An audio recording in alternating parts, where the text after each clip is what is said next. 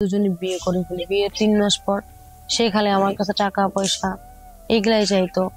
যখন যা চাইতো তখন তাই দিতাম। যখন যেটা করতো তাই করতে দিতাম। আমার এরকম করে সে অনেক টাকা পয়সা আমার থেকে হাতিয়ে নেয়। আসলে আমি বুঝতে পারিনি সে যে আমাকে না আমার টাকাকে ভালোবাসে।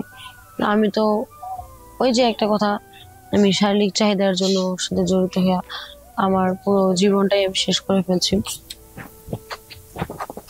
তো যখন আস্তে আস্তে জানতে পারি যে অন্য জায়গায় সম্পর্ক আছে, অন্য জায়গায় কথা বলে, সে আমাকে বলে আমি তোর ছেলের বয়সী, তুই কিভাবে আমাকে বিয়ে করিস, কিভাবে আমাকে ইয়ে করিস, হ্যাঁ এগুলা কথা বলে। তো এক সময় দেখা গেল যে সে আমার টাকা দিয়ে গাড়ি কিনছে।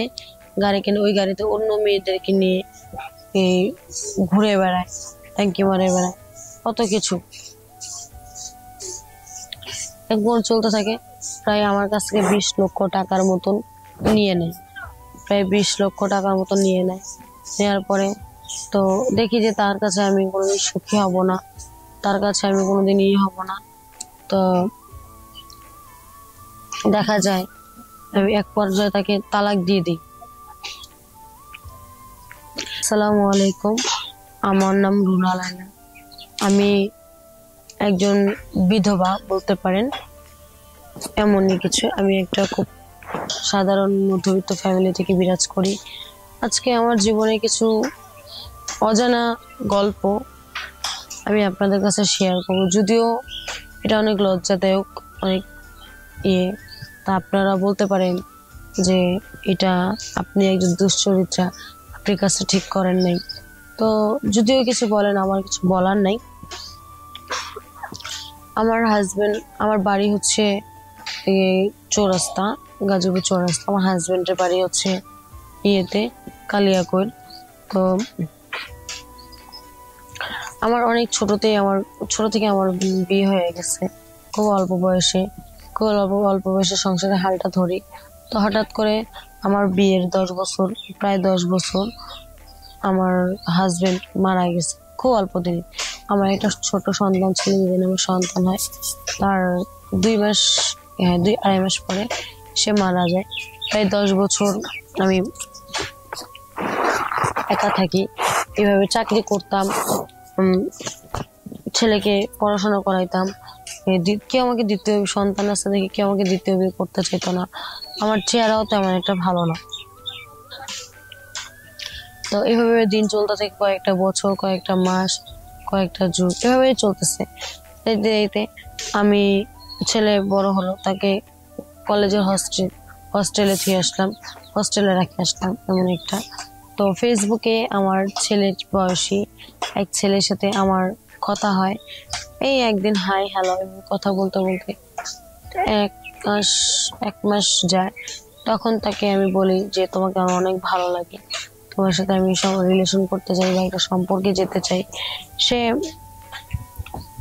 আমাকে বলে আপনি আমার বয়সে বড় হলে কিছু সমস্যা নেই। তো বিয়ের কথাও চিন্তাধারা করি নাই, বিয়ে করব কিনা, কারণ একটা কথা কি, 10 বছর হয়ে গেছে, হাজবেন্ড মারা গেছে, একা কি থাকা যায় বলেন? আর কতকাল একা থাকা যায়?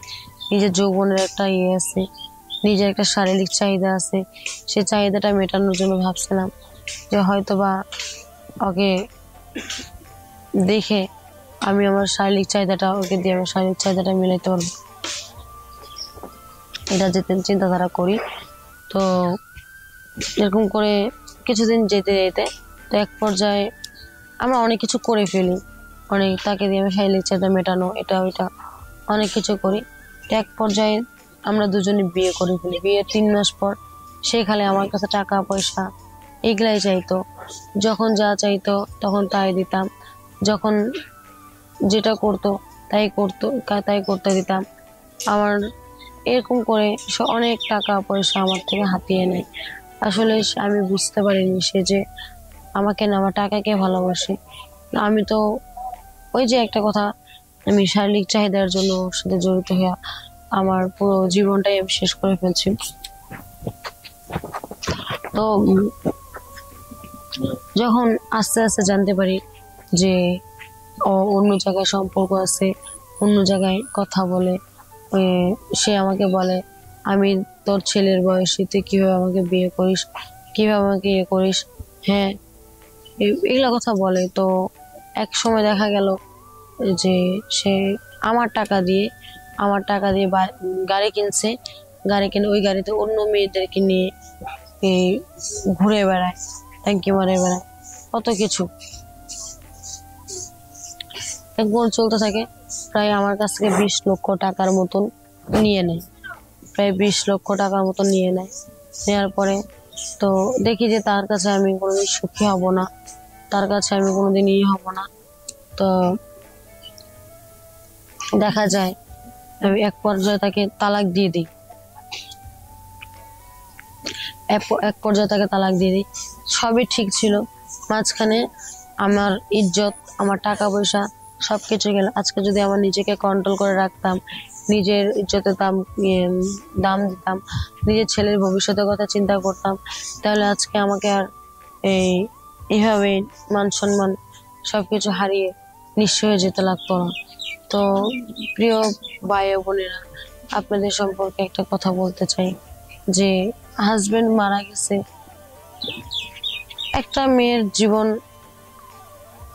থেমে যায়নি। ডিভোর্স হয়েছে, একটা মেয়ের জীবন থেমে যায়নি। তো বিয়ে হইতেই পারে, ডিভোর্স হইতেই পারে, এখানে হাজবেন্ড মারা গেছে, এখানে তো কারো হাত নাই।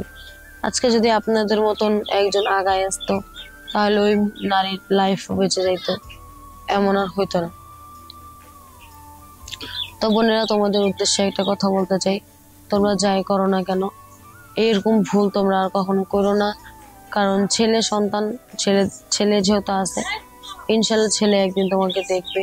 তোমাদের ক্ষণিকের চাহিদা, ক্ষণিকের শারীরিক করার করা তাগিতে তোমরা এভাবে তোমার ছেলের মুখটা সবার কাছে খারাপ করে দিও না।